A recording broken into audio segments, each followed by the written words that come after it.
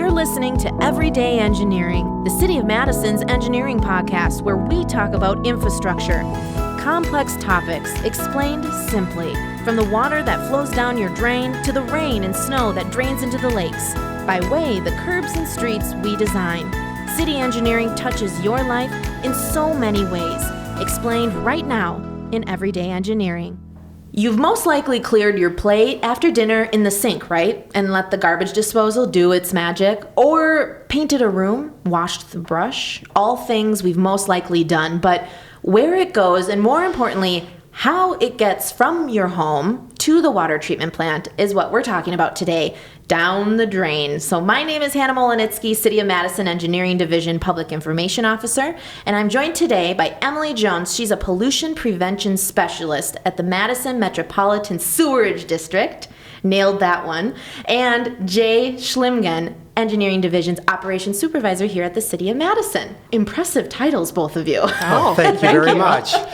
And we're all excited to talk about this because it is kind of a fun subject because it is also necessary to talk about. So before we start, can both of you kind of explain what you do for our listeners?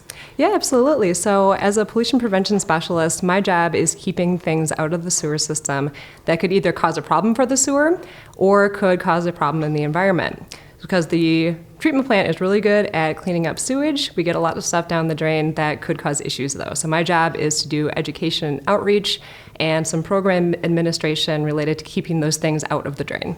Okay. Jay? All right. Yeah. And so at the engineering operations, I'm just part of the team. We have so many different levels and so many different aspects of the engineering department. Basically, we do any repairs, maintenance to the sanitary and storm sewers in City of Madison. There's a lot going on and a lot that we do. And we work together quite a bit too on different projects, and we coordinate and partner on different things. Because it's something that we all use. The initial idea, I've been really excited for this topic because the initial idea came for this podcast episode kind of came from a simple conversation I was having with a friend. And she was saying how over the years she was told putting lemons and limes down the garbage disposal was great because when you grind them all up, it smells really nice and fresh. And we don't like a stinky garbage disposal. But then later, to find out after calling a plumber, she had over 20 lemons and limes. Yeah, clogging her drain and obviously draining her wallet because that is expensive. Yes. Yeah, so this isn't uncommon though, right? No. I mean, there's a lot of things we put down our drains that we shouldn't. So let's talk. How common is this, and what are we putting down there that we should not? It's very common. I believe probably every homeowner is probably guilty of it, some small sort. One thing, fog. So people are going to say, what's fog? It's fats, oils, and greases. Mm-hmm. So any of your any baking oil or whatever, anything, do not put that down your drains. It will solidify. It'll cause a lot of problems for your internal plumbing and definitely into the cities and Metro's sewer lines also. Mm-hmm. Also see these new flushable wipes. They flush, I'll tell you that, but they do not break down and they do cause a lot of problems. So I would say do not do that. We'll get little toys. Kids will put some toys down there. Toys? How does that even go down there? Sure. It's a game. You throw it in your toilet, you flush it, and hey, they disappear. Yeah, where do they go? Yeah. So the Madison Metropolitan Sewerage pipes all intercept that wastewater from not just Madison, but different communities in the area. So like Jay said, we're getting fats and grease. We're getting these so-called flushable wipes, which are really a case of just because something can be flushed doesn't mean it should be flushed because they don't break down. Mm-hmm. So the things like plastics and toys, they may be intentionally flushed. I had a kid on a tour of the plant once, and he raised his hand and he said, "Hey, have you seen a red Lego today?" And I said, "No." And his class was all losing their minds. And they're like, "Well, I knew I was coming here, so I flushed a red Lego." It was kind of an experiment. So no, we didn't find it. No. Yeah, and also, the 3-ply, the 4-ply toilet paper feels great. Understand totally, but too much paper and not enough water use in there can also cause problems in the sewer laterals and sewer mains.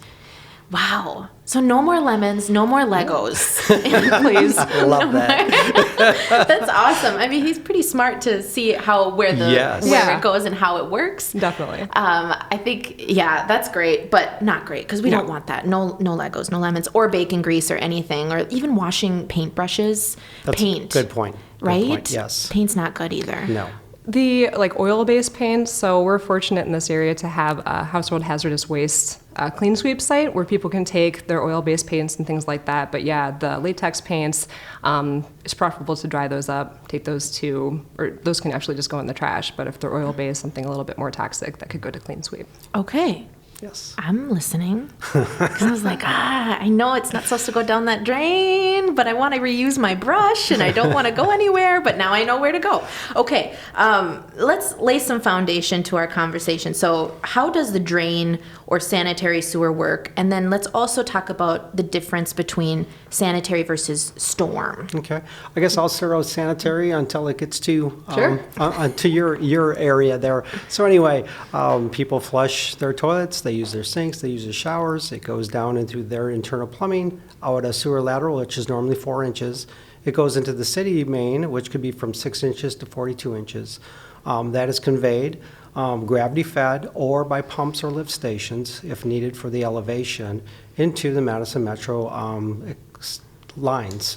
So the Madison Sewerage District collects that wastewater, like I said, from several communities. So once that gets to our interceptors, that's also flowing by gravity when we can to save energy, but then by pumps to get that water over hills or from low areas in the sewer system. So we get about an average of 40 million gallons of that wastewater at our Nine Springs wastewater treatment plant per day.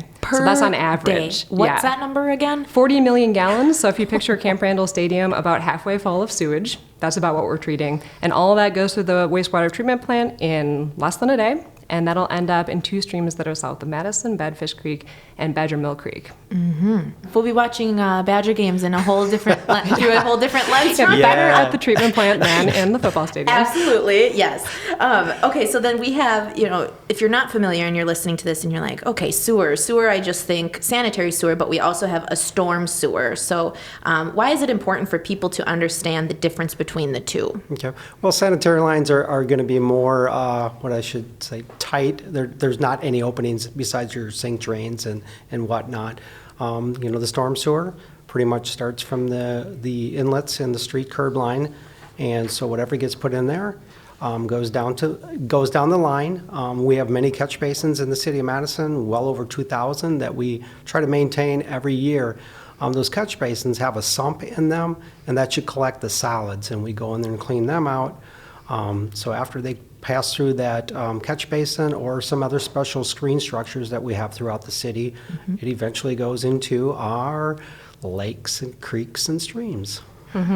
Yeah, so we have what's called a separate sanitary sewer system. So we're designed to get that wastewater in what's coming to the Nine Springs wastewater treatment plant. So the storm sewer system, the important thing to remember is that that's not getting treated. That's not going through a treatment plant like the Nine Springs plant before it goes into the lakes. So whenever you see those signs or paintings on gutters that say, or storm sewers that say no dumping, drains to the lake, that's exactly what you're getting. So anything that's toxic or a pollutant going down that storm drain could just end up right in a water body nearby. Man. Very good point. Yeah, all good points. So if somebody has a clog, what do they do?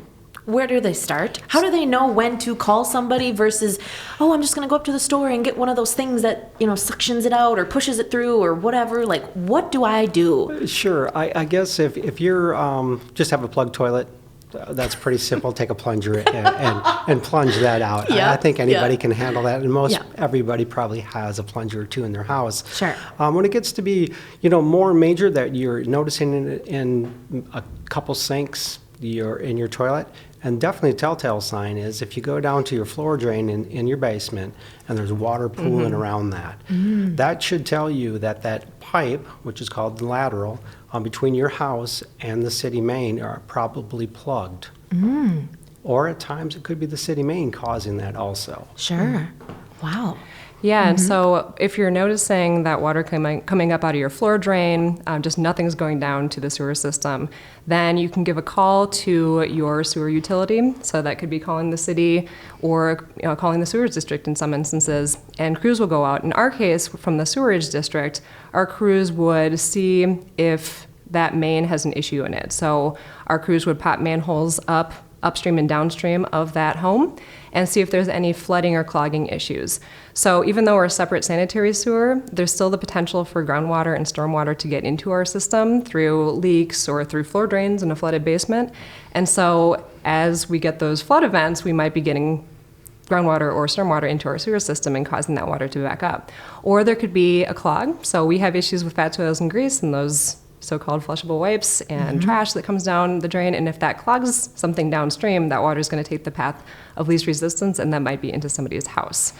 And in other cases, if they're not finding that in the main, that might be an issue with a root or some kind of blockage in that lateral, or maybe a bunch of fruit rinds or something like that. Yeah. Lemons and limes, or Legos. So anytime a homeowner or business that feels they have that problem with that sewer lateral, it's great for them to call us, the engineering department. We will send out a truck. We usually respond within an hour. We have coverage 24/7. And we'll check that sanitary main of the cities just to make sure that is clear and that's not the problem causing what's going on in their home. Yeah, there's a good chunk of information also about homeowner responsibility, and we won't get into it totally on this podcast episode, but you should really check out cityofmadison.com/engineering, and then there's a section that says homeowner responsibility when it comes to private versus public, and where that kind of cuts off and what you're kind of covered, and where you should look into if needed. This is the next part of the interview where I'm really excited to hear. I've heard a couple of things that it's pretty wild what you find. What do you find? What do your crews find? What do you find? What are people flushing or putting down or even, sanitary or storm? Yeah, I'm interested in hearing what Jay's found too. Oh, Emily, you go Yeah, first. sure. So I want to preface this by saying this is not encouraged. This is not giving people ideas. Yes. But of course, we have a couple unique instances. So we have gotten construction debris like 2x4s, small ladders, large things you wouldn't expect coming down into the sewer system. One of the most notorious items is a bowling ball. Twice? Yeah, twice, with a name on it. So maybe they were trying to pick up the spare. I don't know. Awesome. So unless there is a gigantic toilet out there that I'm not aware of, we're assuming that this would have been put down a manhole, which is obviously not something that we wouldn't want people to be doing. But yeah, so large debris can get into our sewer system. Most of that, or just your more day-to-day trash, like your toys, plastics, mundane waste that's going to be screened out.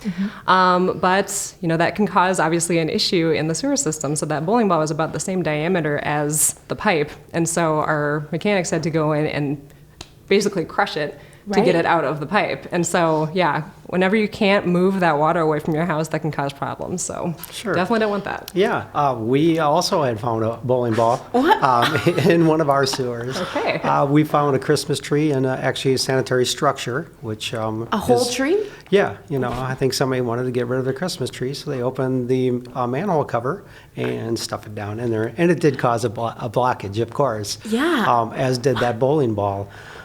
No, don't do that. Yes. Don't do that. Yes. Yeah, it's not a black hole. When stuff goes down the drain, it's not just going to disappear magically. So we really want people to know where it's going and what kind of issues these can cause. Correct. Christmas tree. Yeah, and then we have, the toys, the cell phones, the keys, jewelry, and all that. I guess we almost consider normal anymore. Yeah. Yes. Yeah.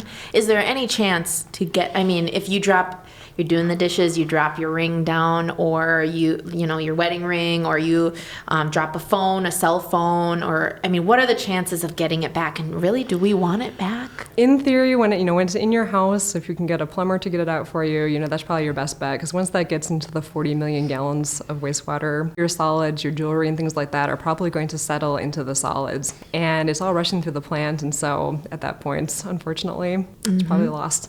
There's that. Yes. Okay, so maybe just take off your jewelry before you do the dishes. Yeah, that's a good move. So you just don't think about it. When you're in your busy day-to-day, you don't think about these things until It happens. Yes.